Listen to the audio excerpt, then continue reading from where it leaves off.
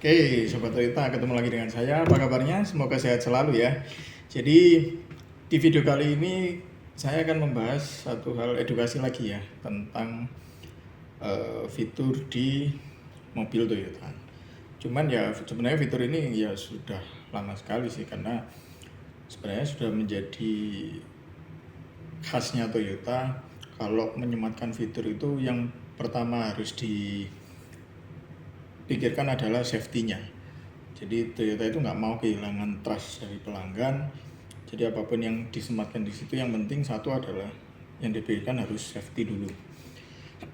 Salah satunya fitur tersebut yang akan kita bahas kali ini adalah rem parkir ya.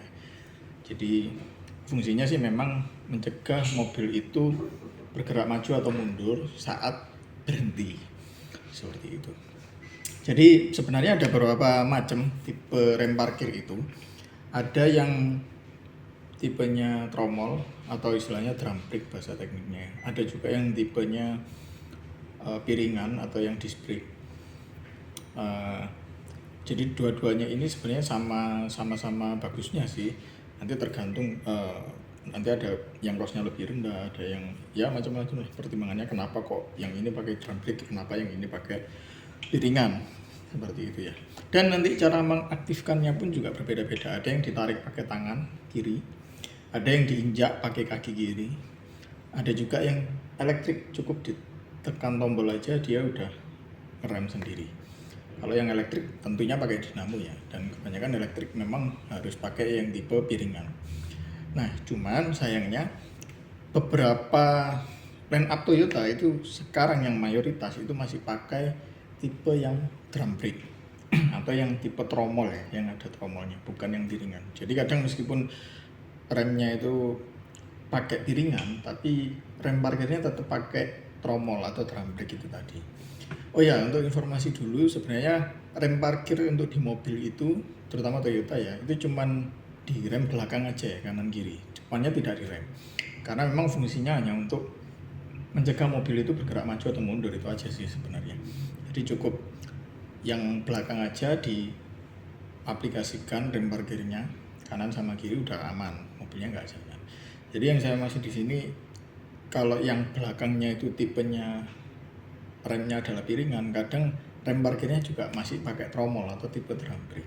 Cuman yang baru-baru pakai piringan, rem parkirnya juga pakai piringan, sehingga pakai elektrik pun bisa.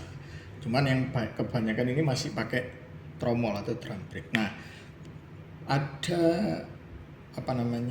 istilahnya itu kayak kewaspadaan tersendiri ya, kalau misalkan mobilnya Sobat Toyota sekarang sekalian itu yang belakang masih pakai tromol, terutama rem parkirnya. Jadi yang perlu diperhatikan di sini adalah pada saat kehujanan atau mungkin habis dicuci atau mungkin mobilnya habis dilewatkan di genangan air atau kebanjiran mungkin atau kayak gitu ya.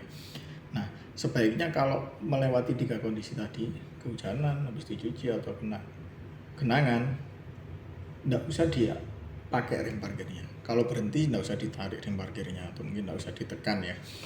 Jadi nggak usah diaplikasikan rem parkirnya pada saat berhenti. Tujuannya apa? Karena pada saat setelah melewati 3 kondisi tadi, itu ada air yang masih terjebak di tromolnya atau di drum brake-nya itu tadi. Nah, ketika kita narik parkir sementara kondisinya masih basah, dia akan lengket.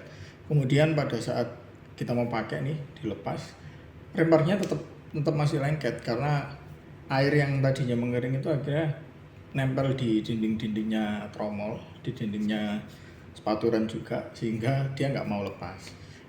Efeknya apa? Ketika tandem dilepas pun kita injek gasnya, dia nggak mau jalan karena macet tadi.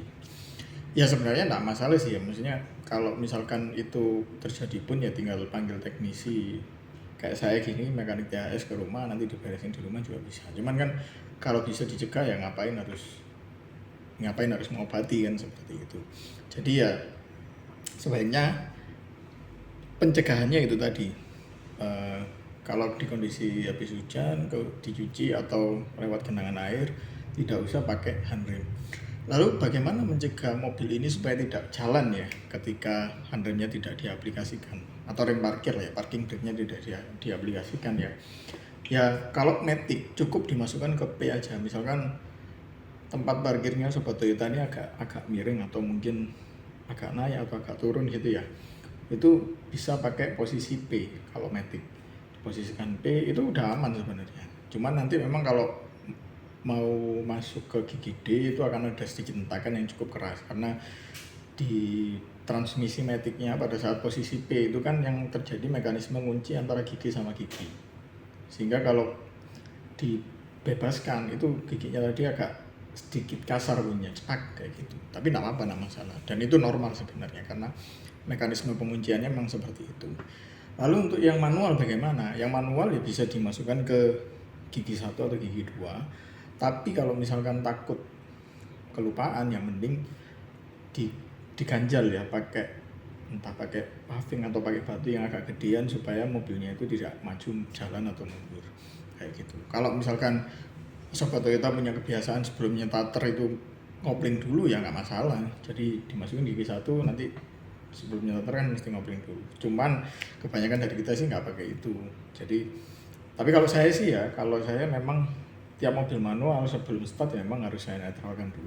Cuman kan ada beberapa orang yang nggak punya kebiasaan itu, takutnya malah kelupaan, akhirnya malah jadi bahaya. Sebaiknya memang ya itu tadi ya, paling amannya pakai ganjal kayak batu tadi atau paving tadi, ditempatkan di salah satu roda aja biar dia nggak maju atau mundur. Jadi seperti itu ya.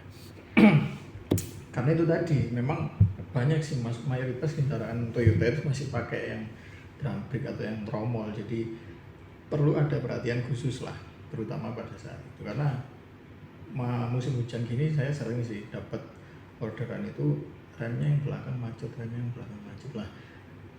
Maksudnya kenapa kok tiap tahun ini selalu terulang ya?